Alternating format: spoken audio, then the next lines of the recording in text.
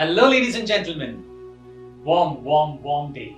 And today we're going to discuss about leadership. Today we look into the different theories of leadership. There are many different leadership theories. Now, if you look into them, there is great man theory, there is trait theory, behavioral theories, contingency theories, charismatic leadership theory, transactional theory, and transformational theory, so on and so forth. There are much more leadership theories, but I'm just going to focus on very few most important leadership theories. So first we'll go with the great man theory.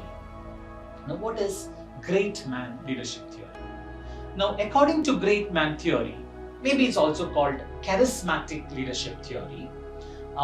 This says that leaders are born with the right traits and abilities for leading. Now, great man theory says leaders are born leaders. They have the traits to become the leaders, and they have the charisma, they have the intellect and the confidence in the communication skills and social skills to become a leader. So it is all inherent. It's all coming from their genetic formulation. The theory suggests that the ability to lead is within, that the best leaders are born. There is no need of any sort of training to be given to them. And it is not made up or anything. It makes leaders as valiant, make leaders mythic, and ordained to rise to leadership when the situation arises.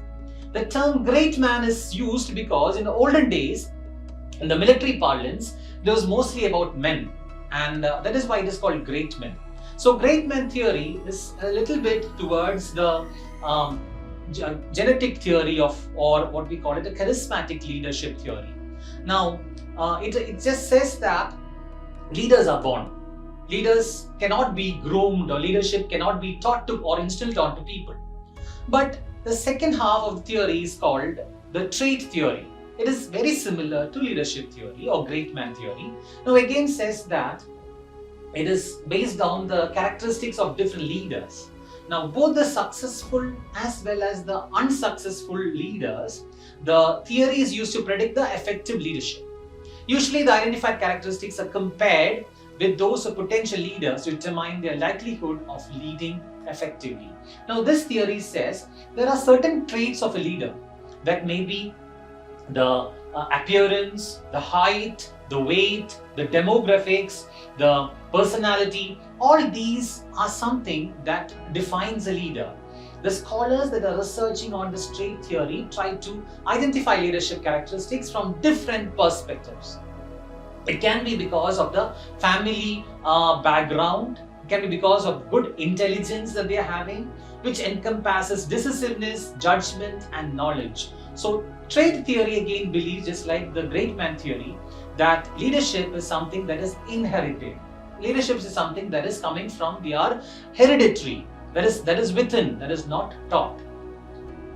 Another very interesting leadership theory is autocratic leadership theory. Now, this is very interesting because autocratic, there are many leaders that we see around us that are autocratic. Now, what do you mean by autocratic? A person, if he takes his own decisions and without discussing with anyone, we might have seen some people, some leaders who is around us, who takes decisions and wants that to be imposed to everyone. Now, it is valuable and needed to be valuable if it is needed to be made quickly. That is actually an advantage. Now, imagine there is a crisis.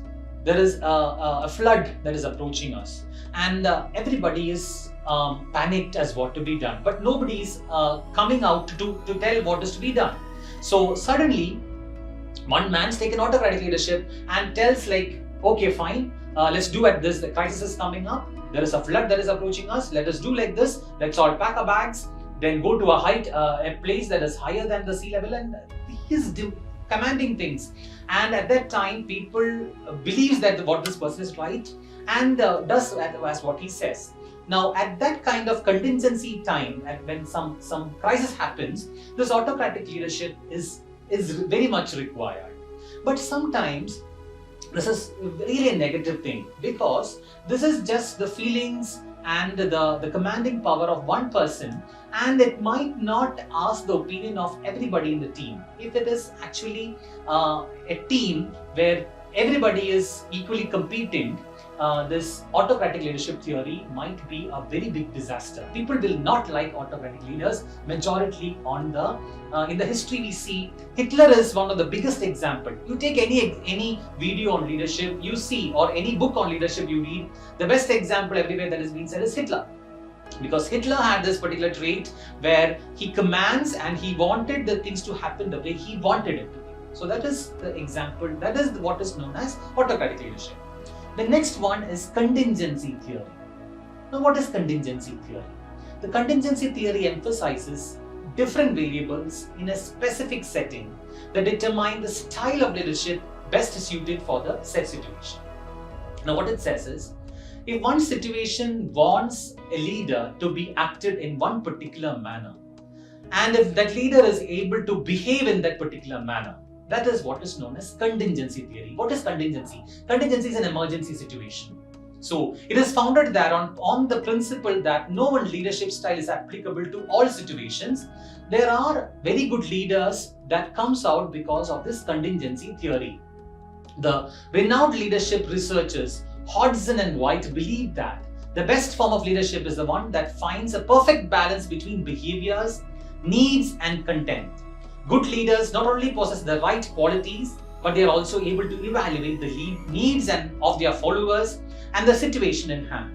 So in short, we can say that contingency theory suggests that great leadership is a combination of many key variables. So whenever there is a small contingency that is happening, if the people can rise up to that particular situation, if the leaders can rise up to that particular situation, then he is what is known as a contingency leader. You may also call it situational leadership. There is a small situation out there.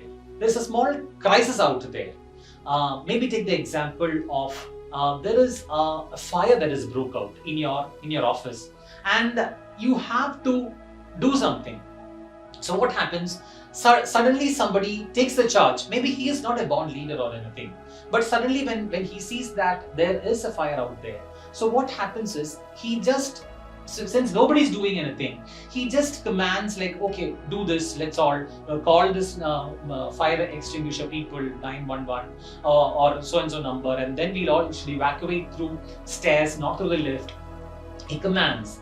So that is what is known as situational, or so that time what happens, because of the situation that person is acting in that manner. Okay.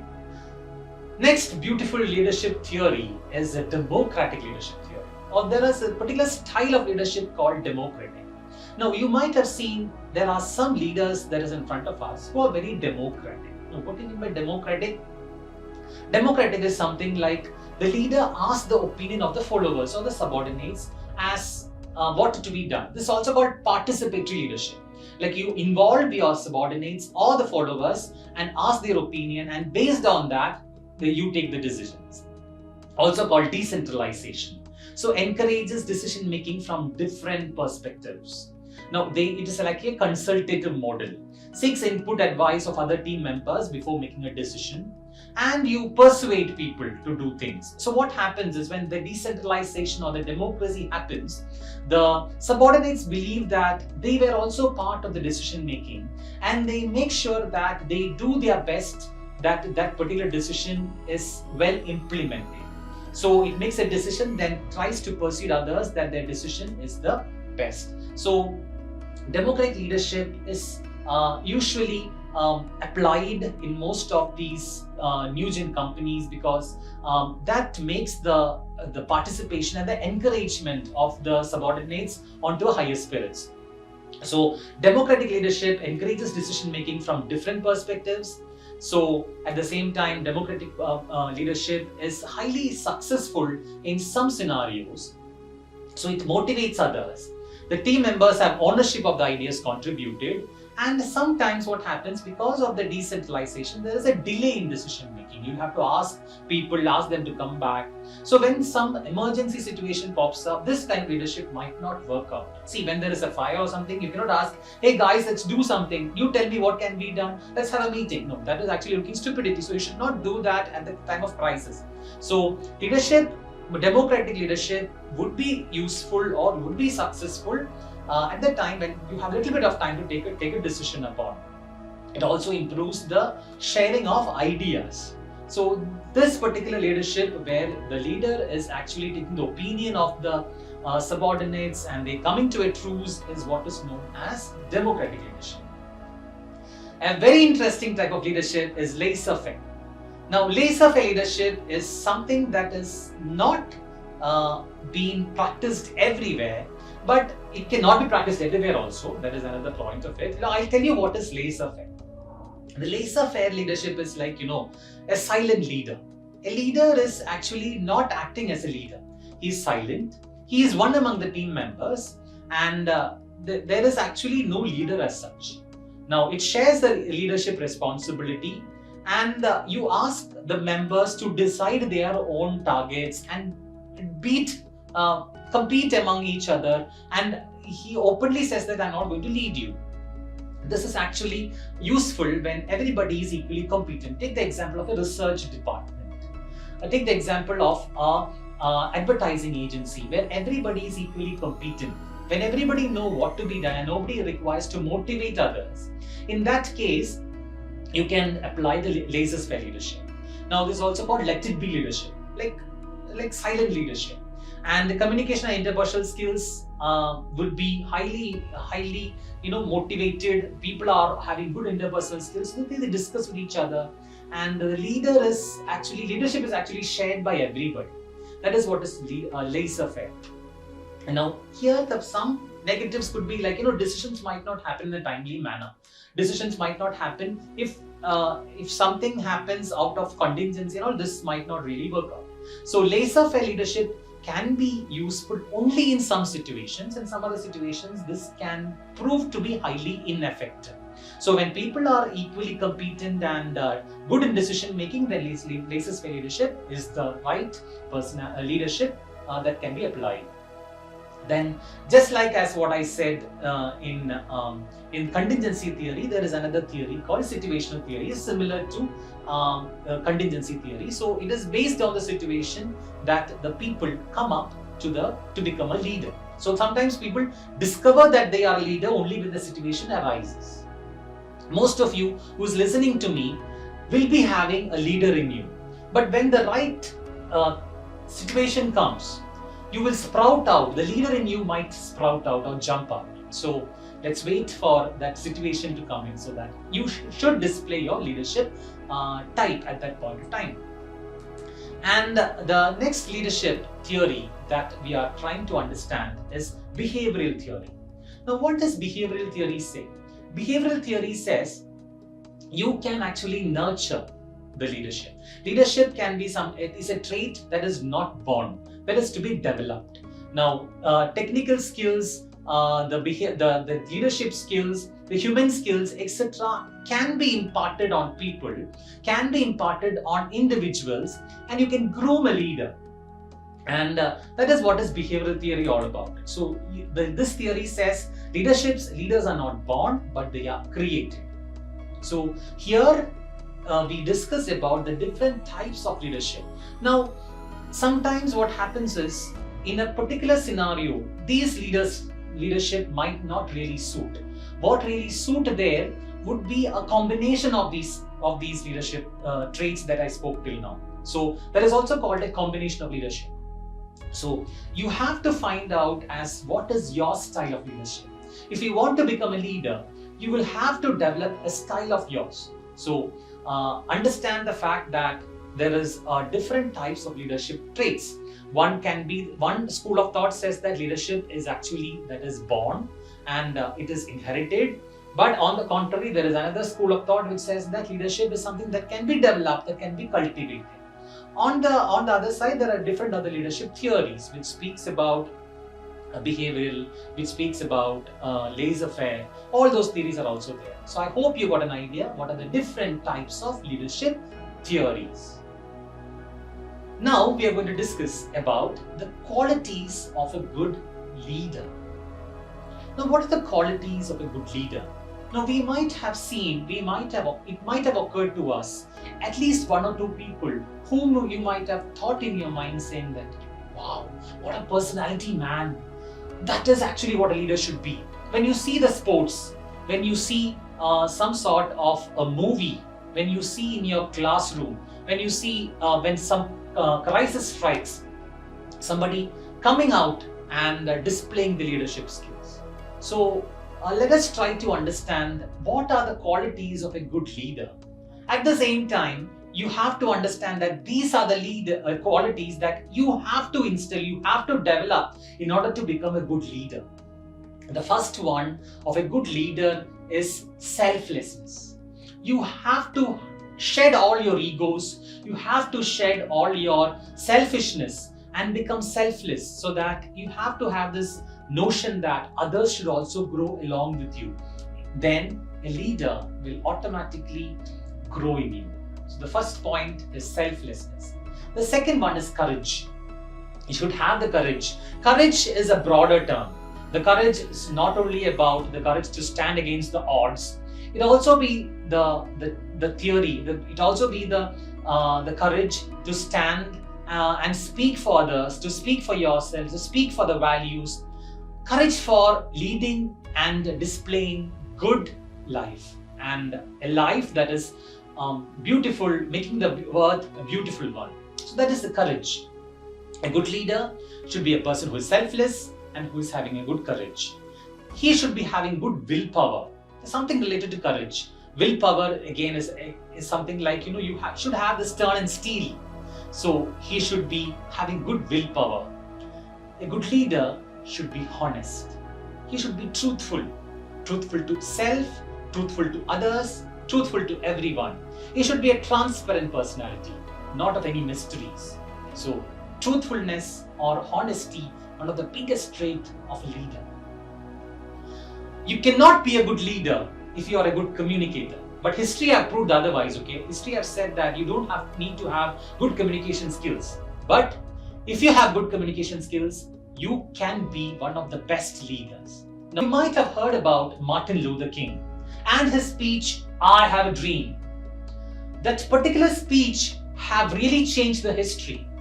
You might also have heard about Mark Antony's funeral oration, which changed the mindset of the entire people who thought that Brutus and their people are the right and Caesar was wrong. But one speech by this great visionary leader, Mark Antony, have changed the mind of many. So these speeches, or the speeches by these great leaders, is because they are effective in communication. So if you are able to communicate effectively, if you are able to at least tell what you want, that is important for a leader. A good leader has to have good knowledge. A good leader is a person of good knowledge. If you are not able to display your knowledge or your intellect, the subordinates will not really value you. So you need to have good hard knowledge of whichever domain you are from. You need to be consistent. It's not like you show your leadership in one particular scenario and everybody will believe that you are a leader. You have to be consistent in your performance. You have to be persistent in getting things done. So a leader has to be consistent and persistent in showing and displaying the leadership skills. He should have a visionary outlook. He should be able to look for long years ahead. Look at the great visionaries like B.R. Ambedkar. When he designed this entire Republic constituency, when he wrote that particular book of Indian system, he had a vision of at least 100 years in front of him. So that is the great thing, very good metal of good leaders.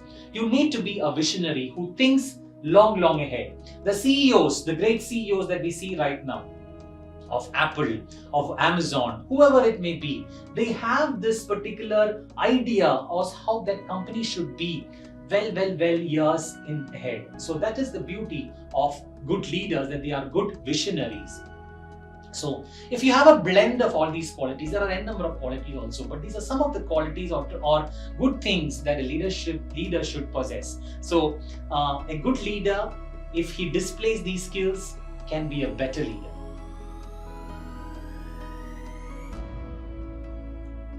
So how can you be a good leader? If you have to be a good leader, you have to be a person who is a role model, who is an inspirer, who is able to enable things for others, and who is an achiever. So, ladies and gentlemen, if you want to become a good leader, first of all, try to be a role model for others.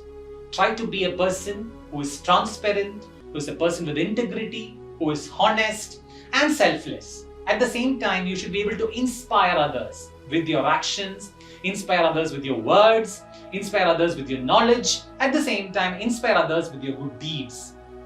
And finally, if you are an achiever, if you are a person who is able to get things done, if you are able to get things done positively if your aims are good, and if you're able to achieve your dreams, if you're able to achieve your dreams for the entire organization, for yourself, for others, then the whole world will stand for you and say that you are a good leader.